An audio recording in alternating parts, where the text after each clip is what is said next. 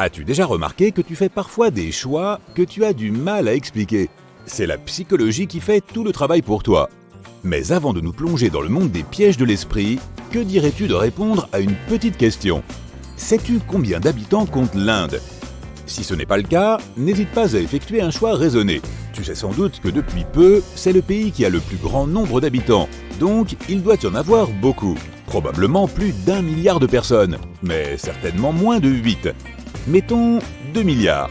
Tu étais proche de la bonne réponse, soit 1,428 milliards, et c'est un bon exemple de l'effet d'ancrage en action. Tu as pris des données familières, tu les as utilisées comme point d'ancrage et tu as basé ta conclusion sur ces données.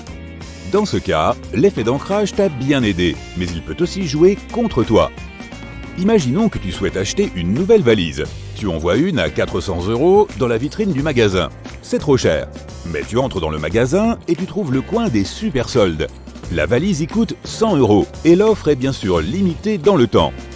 Tu te réjouis parce que tu utilises maintenant la première valise comme point d'ancrage mental et tu achètes l'article soldé sans trop réfléchir. Tu n'avais même pas prévu de réaliser cet achat aujourd'hui et tu as acheté cette valise uniquement parce qu'elle était moins chère. C'est ce type d'ancrage que les experts en marketing exploitent pour te vendre des choses dont tu n'as pas vraiment besoin. As-tu aussi un ami qui est un fan des tests de personnalité? Il prétend que les descriptions qu'il obtient à la fin semblent tellement vraies et le décrivent en tout point, n'est-ce pas? Il en va de même pour les horoscopes. Comment ont-ils su qu'il allait vivre autant de moments extraordinaires en février? Eh bien, il faut remercier l'effet Barnum pour cette précision étonnante. Ton cerveau comble les lacunes de déclarations vagues et génériques qui pourraient être vraies pour n'importe qui, afin que tu les associes à ta propre vie. Et comme nous préférons tous entendre des choses agréables sur nous-mêmes, nous croyons plus facilement aux affirmations positives. Quant aux affirmations négatives, ton cerveau les traite généralement avec scepticisme. C'est pourquoi la section des résultats de ces tests déborde généralement d'affirmations positives. L'effet de halo est un autre piège mental très répandu. Pour comprendre comment il fonctionne, faisons la connaissance de Jane, une spécialiste des ressources humaines. Jane a 2 candidats pour le poste de manager. Suzanne est diplômée de Harvard et possède un QI extraordinairement élevé. Elle est aussi ambitieuse que rigoureuse, n'a aucune expérience professionnelle et a du mal à contrôler ses émotions. La seconde candidate est Sarah. Elle perd parfois son sang-froid, n'a pas d'expérience professionnelle, elle est appliquée et ambitieuse. Son QI est très élevé et elle est diplômée de Harvard. Alors, penses-tu que Jane a choisi Suzanne? Elle nous aura tous séduits avec son diplôme de Harvard. Mais en fait, les 2 candidates présentent exactement les mêmes caractéristiques. Seul l'ordre d'énumération est différent. L'effet de halo nous pousse à privilégier la première information que nous recevons et à baser notre jugement dessus. C'est pourquoi nous tirons souvent des conclusions erronées sur la base de certaines qualités que nous prêtons à une personne sans même la connaître.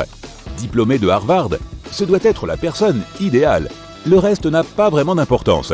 Si tu veux que ta vision du monde soit plus objective, ne laisse pas ton cerveau prendre de tels raccourcis intellectuels et essaie de dépasser les premières impressions.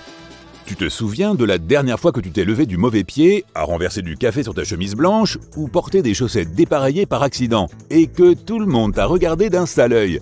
En fait, ce n'était pas le cas, mais l'effet de projecteur te donnait cette impression. Lorsque tu es concentré sur quelque chose, ton cerveau te fait croire que tout le monde l'est aussi. Tu es naturellement le centre de ton propre univers et tu vois le monde à travers tes expériences et ton propre point de vue. La bonne nouvelle, c'est que les autres font de même, donc tu n'as pas à t'inquiéter de cette tâche ou de tes choix de chaussettes étranges.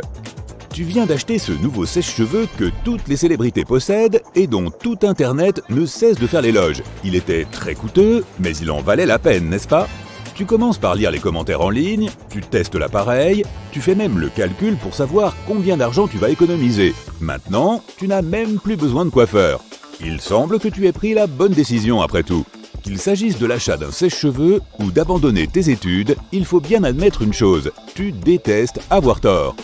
Il est dans la nature humaine de rechercher une confirmation que tu as pris la meilleure décision ou de penser que ton opinion est la seule qui tienne la route. Il faut remercier le biais de confirmation pour cela. Il te pousse à rechercher et à trouver des preuves que tu es sur la bonne voie, même si certains signes indiquent le contraire. Ainsi, même si tu trouves ici et là des avis négatifs sur ce sèche-cheveux, ton cerveau t'aide à les ignorer avec succès. Tu préfères avoir l'impression de toujours savoir exactement ce qu'il faut faire, et tu accordes donc plus d'importance aux preuves qui étayent tes choix. Imagine que ton équipe favorite perde 1, 2, 3, 4, 5 matchs d'affilée. Cela s'est produit tellement de fois que tu es maintenant persuadé qu'elle est obligée de gagner le 6e match. Et puis tu tires à pile ou face et la pièce tombe sur pile 3 fois de suite. Alors tu penses qu'elle devra forcément tomber sur face la prochaine fois. Félicitations, tu viens d'être victime de l'erreur du parieur. Il s'agit d'une croyance erronée selon laquelle les événements passés influencent l'avenir, de sorte que tu crois pouvoir prédire le résultat de n'importe quel jeu de hasard ou pari sportif.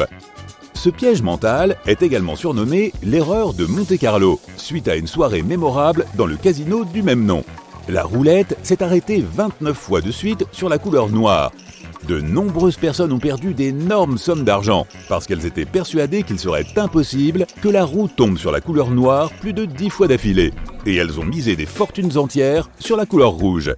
Voilà une belle preuve qu'il n'est pas toujours possible d'établir de liens logiques entre les événements afin de prédire l'avenir. Marc prépare ses vacances d'été et trouve un magnifique forfait à 2000 € pour 7 jours. C'est un peu trop cher, mais il continue à faire défiler les pages et voit d'autres offres à partir de 5000 €. Il semble que la première offre n'était pas si mauvaise que cela. Le prix de ce premier voyage organisé n'a pas changé d'un centime, mais Marc est maintenant prêt à débourser ce prix. On dirait que l'effet de contraste vient de l'inciter à faire cet achat coûteux. Cet effet est notoire pour son succès dans le domaine de la vente, mais aussi dans la vie de tous les jours. Tu auras probablement l'impression d'être moins bon en mathématiques que tu ne l'es en réalité, si tu es placé dans une classe composée d'élèves qui excellent dans cette matière. Une voiture de prix moyen paraîtra moins chère à côté d'un véhicule de luxe. L'effet de contraste fonctionne de tant de façons et dans tant de situations différentes que les scientifiques n'ont pas toujours d'explication. Imagine que tu prévois de passer un certain temps dans un pays étranger et que tu choisisses le meilleur forfait pour ton téléphone portable. La première option coûte 20 € et offre 1 gigaoctet d'internet par mois. Ce n'est pas assez pour répondre à tes besoins, mais le prix est intéressant. Le deuxième forfait comprend 5 gigaoctets et coûte 40 €. Cela semble beaucoup, mais tu découvres ensuite que tu peux payer 50 € et obtenir 8 gigaoctets de données. Tu n'as pas vraiment besoin d'autant de données mobiles, mais comme la différence entre le deuxième et le troisième plan est minime, tu choisis l'option à 8 gigaoctets. Sans le savoir, tu es tombé dans le piège de l'effet de leurre. Lorsque tu as du mal à choisir entre deux options, l'ajout d'une troisième, ou plutôt d'un leurre, peut te pousser vers l'un des choix.